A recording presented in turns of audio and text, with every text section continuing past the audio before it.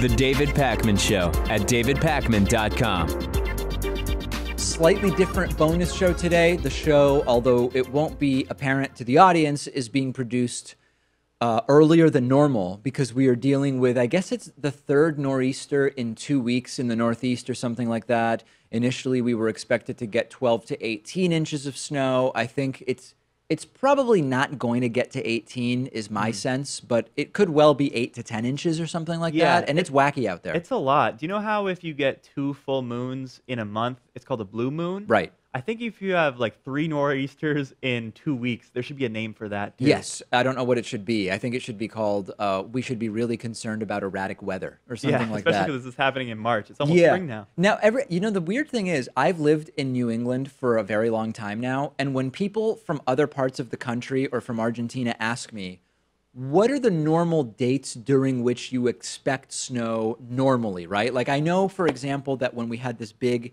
when we had a snowstorm that cut power in a lot of places on October 30th a few years ago, that was unusually early. That's very early, yeah. And I know that April snow is definitely unusually late and pretty rare. But like at least in Boston, my instinct is it's something like mid to late November is sort of the normal start for the snow period. And like by around March 15th is when I think is the end. Like, is this late or I don't know. disagree a little bit. I don't think the snow starts until halfway through January.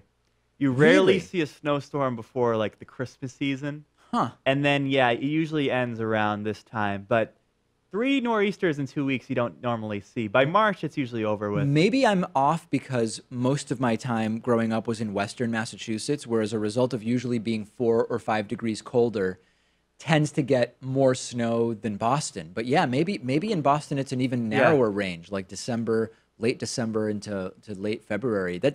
It seems like that's too short for a place that is known to be a winter place that gets snow. Like that's really only 2 to 3 months. It's also very sporadic weather here. Yeah. And we've always, here in New England, have had strange weather. One day it could be 70 degrees and sunny out. The next day it could be a snowstorm.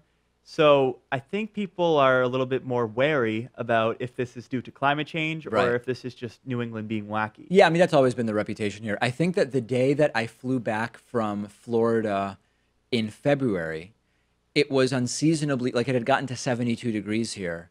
And I think within a day or two, it was snowing or something like that.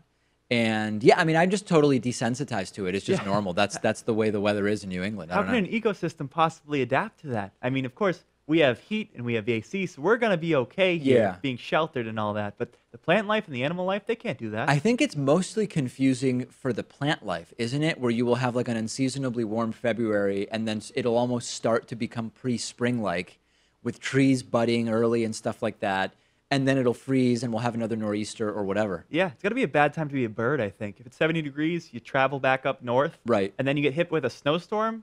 I wouldn't want to be a bird in that case. Well, but if they're down south and the weather there is normal, then they wouldn't really be confused by it being unseasonably warm in Massachusetts, I would think, unless they're on the internet and they know they get weather reports from Boston. I think it's time to come back up. Yeah, surprisingly, I mean, there are actually people in the building today. A lot of stuff was closed. Like I got a message from my gym yesterday saying that they're closed. Most schools are closed. The building said that, of course, the building is, in a sense, open all the time in that we have 24-hour access to the building, but the normal business hours where the front door is unlocked are normally 9 to 5 Monday through Friday, and they said that because they anticipated a lot of people being out, they would have the front door locked and only key card access would be allowed. Yeah. Which I kind of like. I wish they would do that all the time just to make the facility more secure, you know? Yeah, and I'm a big fan of that 24/7 access. Sometimes, you know, it's Saturday night at 3 o'clock in the morning, I just want to come by the studio and hang out for a little while, and I do that. Yes, and that would be your choice to make given the neighborhood that the studio is in. But if it's something you want to do, then hey, congratulations and all power to you. I do feel that the driving in Boston, so as far as driving goes, Boston is the place that I've lived in. I've been to places where the driving is crazier, like Naples, Italy. But as far as places that I've lived, Boston has the worst driving by far. And people often say, but David, you lived in New York.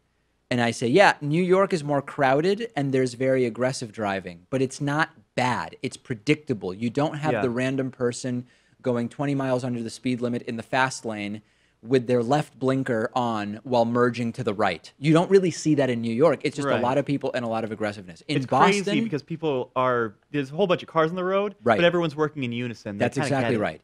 In Boston, I regularly see the worst driving of anything I've ever seen in the United States. People regularly running red lights, people blocking, just driving in two lanes without any sense that you should either pick the left lane or the right lane on regular streets. Double parking is sort of just a way of life in many parts of Boston. It's just an absolute total disaster. But what I will say is that the Boston driving, which is atrocious, doesn't get drastically worse when it snows.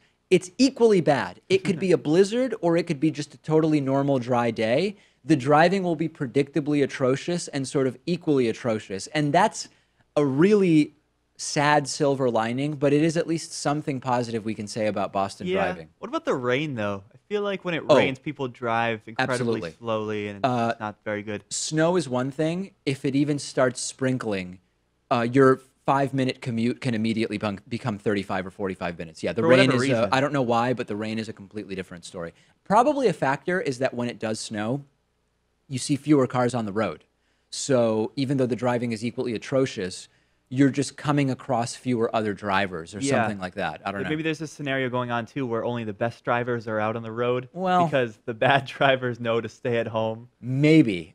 Although the thing is, we know from studies, everyone thinks that they're an above-average driver, and by definition, only 50% of drivers can be above-average drivers, and something like 80 or 90% of drivers believe they are better than the average. Yeah, it's pretty Would you say funny. that you're part of that better than 50%? Absolutely. Because I think I would too. Yeah. But statistically, only one of us can be, right? No, that's not true. We can both be part. I mean, there's other people in the ecosystem. I do believe that I am in the upper 50%, but I'm not saying I'm in the top 1%. I'm just saying I'm in the top 50%. Right. You're not doing any stunt driving. I'm not doing any stunt driving. I'm a very boring driver. When I go and test drive cars, oftentimes the salespeople are sort of surprised that I don't like to really test out the push the limits of the performance. And I go, why bother? I'm never going to drive like that in real life. Yeah, I think my drag racing days are over, unfortunately. Mine never existed, and they are also over.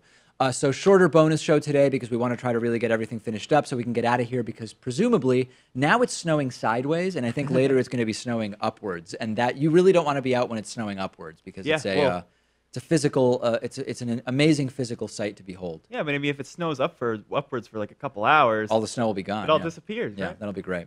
All right, regular show tomorrow, hopefully. Although sometimes, the truth is, the day in a city, sometimes the day after a big storm, can almost be worse because it just becomes an insane mess. Yeah, and I'm learning there's no such thing as a regular show here at the David Pakman Show. What does that mean? Well, it just changes every day. We thought this would be like a normal week, and then we get hit by a snowstorm. Right. Who knows? Anything could happen. Hopefully nothing negative. We'll talk to you tomorrow. The David Pakman Show at davidpakman.com.